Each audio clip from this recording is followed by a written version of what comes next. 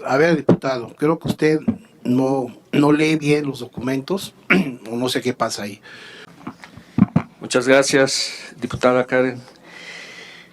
La siguiente pregunta la formula la diputada María del Rosario Merlín, del Grupo Parlamentario de Morena, y va dirigida al doctor Humberto Morales. Pregunta: el nuevo modelo en el sector eléctrico derivado de la reforma energética del 2013 obligó a la Comisión Federal de Electricidad a celebrar contratos a 15 y 20 años con centrales privadas para comprarles electricidad. En su opinión, ¿cuál fue la razón de obligar a la Comisión Federal de Electricidad a contratar con particulares en lugar de invertir en sus propias centrales de generación? Tiene hasta 3 minutos para contestar. Perdón. Bueno, diputada, mire, lo que pasó fue que la idea de establecer estos contratos, que fueron a 25 años, con productores independientes y de cogeneración y fomentar el autoabasto, era obviamente tratar de hacer competitivo el mercado eléctrico y que Comisión Federal también entrara en la ruta de la futura transición energética, cosa con la que Comisión Federal ya había empezado desde antes la ruta de la transición energética, no solamente por la inversión en hidroeléctrica, sino porque Comisión Federal fue pionera en geotermia y en energía nuclear en América Latina desde 1959. O sea, en realidad Comisión Federal empezó primero la transición energética en este país, antes de que llegaran las compañías privadas de las llamadas energías limpias. Entonces, la idea era básicamente hacer competitivo el mercado buscando inversionistas privados que pudieran abaratar los costos justamente de generación, de tal manera que esto impactara obviamente las finanzas del mercado eléctrico y de la propia comisión, ¿no? Para que la comisión tuviera, digamos, contratistas a mejor precio y de esta manera ofrecer un servicio más eficiente. El problema fue que los términos en que se redactó esa reforma permitió que los generadores privados, al amparo de esa ley y con la idea de que ya no iba a haber monopolio del Estado, pues lo que hicieron fue generar mecanismos disfrazados de monopolio a través de fondos de inversión, con lo cual utilizaron a la CRE y utilizaron al SENACE, que no dudo que hayan tenido buena fe, como lo dice el ingeniero Barney. Yo no dudo tampoco que hayan tenido buena fe, pero la verdad de las cosas es que las empresas que lograban los permisos disfrazaban negocios de gran rentabilidad utilizando la red de transmisión de Comisión Federal de manera ilegal. Y además teniendo como socios en realidad a clientes a los que les siguen vendiendo electricidad o excedentes, aprovechándose del subsidio indirecto de la comisión. Entonces, la idea de la reforma del 2014 hubiera sido muy buena si realmente los órganos independientes que ya venían funcionando hubieran cumplido su papel histórico de vigilar que este mercado fuera realmente competitivo, pero no fue así. Entonces, por esa razón, la reforma que se propone intenta hacer que Comisión Federal ponga orden en el mercado eléctrico, como lo hace EDF, como lo hace la compañía rusa de electricidad. EDF, la compañía rusa de electricidad, tiene el 51% del mercado bajo su control estratégico. La pregunta es, ¿son monopolios arbitrarios? No lo creo. Muchas gracias. Sobre la misma pregunta quiere complementar hasta por 30 segundos el doctor Francisco Barnés de Castro. Como funcionario público en el Instituto Mexicano del Petróleo, en la Secretaría de Energía, en la Comisión Reguladora, me cansé de pelearme una y otra vez con la Secretaría de Energía de Secretaría de Hacienda en diferentes ocasiones para que le asignara recursos a las inversiones estratégicas de Pemex o de CFE. Y no se las asignaron, no por razones ideológicas, sino porque hay un presupuesto limitado que repartir entre diferentes términos.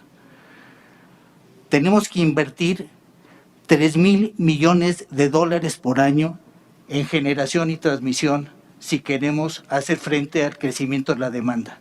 Eso es lo que dice el PRODECEN en términos de lo que se requiere hacer. Nos vamos a enfrentar una y otra vez al mismo dilema: ¿de dónde sacamos los recursos públicos? Muchas gracias.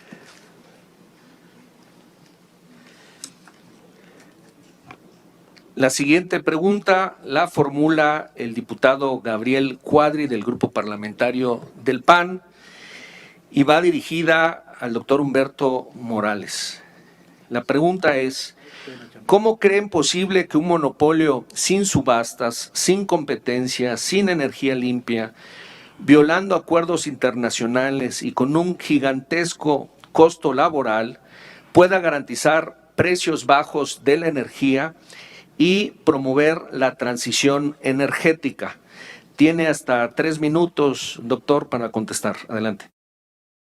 Gracias. A ver, diputado, creo que usted no lee bien los documentos, o no sé qué pasa ahí, pero durante el tiempo en que el sector privado transnacional entró al mercado mexicano de electricidad, bajo sus distintas modalidades, ya llevamos por lo menos desde 1992 hasta el día de hoy, esto que usted pide, que sea competitivo, que costos bajos, nunca se dio, nunca, ¿no? Ahí están las gráficas que les enseñé, son productos de una investigación que se hizo a nivel científico, ¿no? Y demuestran claramente que ese mercado competitivo del que usted habla nunca ha existido en México, porque ha sido un mercado competitivo, pero para abaratar los costos de negocio privado de los productores, sobre todo de los autoabastos.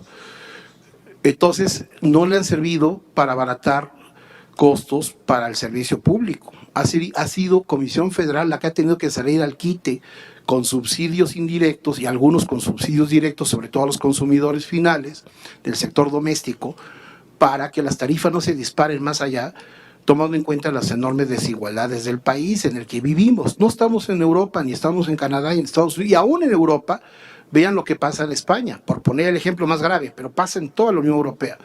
Pero en España es gravísimo, que el gobierno ha tenido que intervenir para tratar de frenar el alza de las tarifas, porque literalmente el mercado eléctrico español está secuestrado por las empresas privadas, literalmente, que primero ven su cifra de negocios y después ven la utilidad social.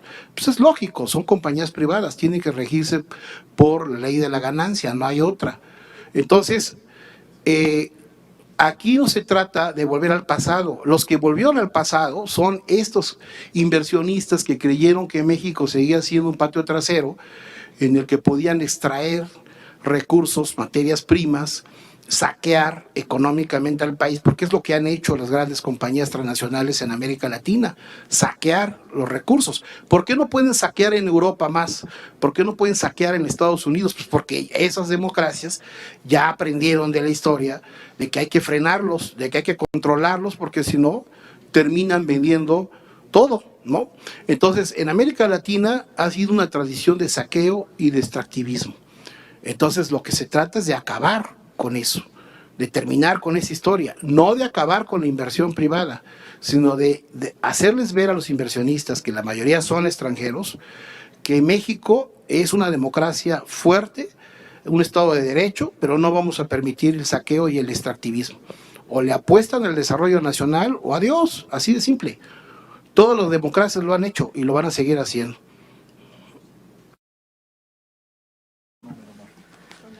Muchas gracias por su respuesta, doctor. Sobre la misma pregunta y complementar, pide la palabra Tonatiuh Martínez. Adelante. Solo decir que la reforma energética de 2013 no propuso una verdadera transición energética, sino un sistema de subsidio a inversiones extranjeras en centrales de energías renovables, a cargo evidentemente de la Comisión Federal de Electricidad. Recuerden que los inversionistas privados compiten sobre la lógica de los rendimientos financieros, como ya dije antes. Los más elevados, de hecho, se encuentran en las energías fósiles. ¿Por qué creen que en realidad la energía producida por el sector privado es mayoritariamente no renovable? El 83% de la energía que producen es fósil. Únicamente el 17% es limpia. Y la CFE produce 39% de energía limpia. Muchas gracias. Sobre la misma pregunta, para complementar, el doctor Francisco Barnés. Adelante. Las proporciones dependen de las cantidades. La capacidad instalada del CFE en energías renovables intermitentes, agua, es idéntica hoy en día a la capacidad instalada del sector privado en solares y eólicas. Genera proporcionalmente más la CFE de energías limpias porque sus centrales térmicas, que son caras, ineficientes, se despachan en mucho menor medida que las centrales más eficientes de ciclo combinado del sector privado. Muchas gracias. La siguiente es la última pregunta. La formula el diputado Alejandro Carvajal Hidalgo del Grupo Parlamentario de Morena y va dirigida a Joaquín Rodríguez Bejar.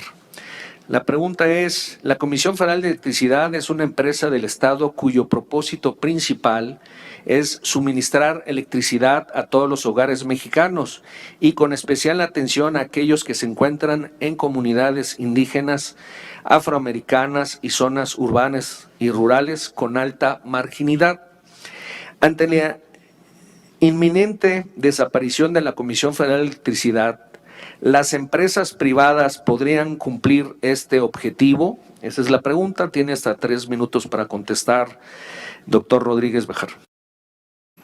Bueno, evidentemente es contra natura, pues, del origen de una empresa privada. Una empresa privada no es una institución de beneficencia, es una organización económica que está hecha para ganar dinero, pues, aunque suene como suene, pero no hay otra, no es su función hacerlo. Entonces, evidentemente, no lo harían, a no ser que se convirtieran en, fueran, ¿cómo le llaman esos? Bueno, muy solidarios con la sociedad, pero no es el caso, es decir, ya lo han demostrado. Yo creo que, redondeando ya para yo, aprovechando el tiempo que tengo, nada más terminaría con eso. Le estamos dando vuelta a un asunto que está más claro que el agua. Es una decisión de sí o no, estamos confrontados, pues.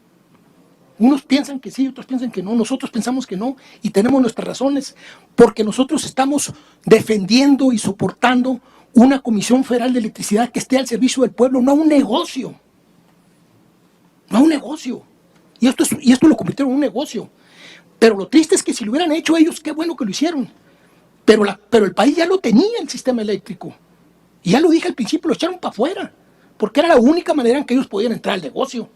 Entonces, si querían negocio, ¿por qué no invirtieron en fabricar turbinas de vapor, en fabricar calderas, en fabricar transformadores, en toda la infraestructura que requiere el servicio eléctrico? Porque eso no les interesaba el capital de riesgo. Lo que les interesaba era el negocio, y el negocio ya estaba hecho. Porque una de las cosas que dije es que una de las particularidades que tiene el despacho de energía eléctrica es que la demanda es exactamente igual a la oferta. Y la otra particularidad que tiene es que yo pongo una planta termoeléctrica en Chiapas y no voy a poner una línea de transmisión para llevarla a consumirse en Tijuana. Se tienen que aprovechar de lo que ya había hecho el país. La red de transmisión y distribución es única y todo el mundo le aporta esa red. Entonces, ¿qué queremos los mexicanos? Que esa red, que es inversión del pueblo mexicano, se aproveche para que el kilowatt hora que anda en la red sea el kilowatt hora que le conviene a la nación. Punto. Sobre la misma pregunta, tiene hasta 30 segundos para complementar el doctor Francisco Barnés. Adelante. Defendamos una empresa pública que hace un uso racional y eficiente de los recursos de los mexicanos. Una empresa que genere de manera eficiente y que genere con energías renovables. Les recuerdo que en esta administración no solamente tenemos el retraso de otras administraciones en inversión, no hemos licitado una central de ciclo combinado, no hemos podido asignar, 3 años llevamos, y no hemos licitado, no hemos construido una sola central de energías limpias. Vamos a acabar esta administración sin haber construido una sola central de ciclo combinado en 6 años de administración. Y así pretendemos que el Estado mexicano va a hacer, con estas reglas, con esta forma, un uso eficiente de los recursos públicos de los mexicanos. Señores, vamos a contaminar más y vamos a gastar mucho más dinero. Gracias. Y con esta última intervención por 30 segundos del doctor Rodríguez Bejar, concluimos. Adelante. Lo de las energías renovables, ya lo dije, suspendieron el crecimiento de comisión a fines de los 90. Por eso la Comisión Federal de Electricidad nunca exploró estas energías. Está más claro que el agua. Ahora, permítame un segundo. Ahora, la otra es las plantas solares. Sí, pues se pueden. Ya ordenó el presidente la construcción de una planta solar en Puerto Peñasco de no sé cuántos miles de megawatts. Pero la planta solar opera de día. Cuando llega la noche se fue la luz. Cuando no hay viento, se fue la generación. Entonces alguien tiene que respaldar esa energía. Alguien la tiene que respaldar. Y ya lo dije también, para efectos de estabilidad del sistema, que es un problema absolutamente técnico, no puede ser todo el sistema solar, sencillamente es imposible. Entonces, por eso dije, hay que usarlas, pero ordenadamente. Concluya, por Punto. favor. Ya concluí. Bueno, por el interés de debate han pedido dos para complementar. Con eso cerramos por cuestión de tiempo en la transmisión en el canal del Congreso y en las distintas plataformas. Y escucharemos al doctor Francisco Fernández y después a Tonatiuh. Adelante. Me tocó personalmente como subsecretario de Energía convencer al director de la Comisión Federal de Electricidad que invirtiera en una planta de energía eólica, porque en la composición de la Comisión Federal de Electricidad era con energías renovables sobre nuestro cadáver.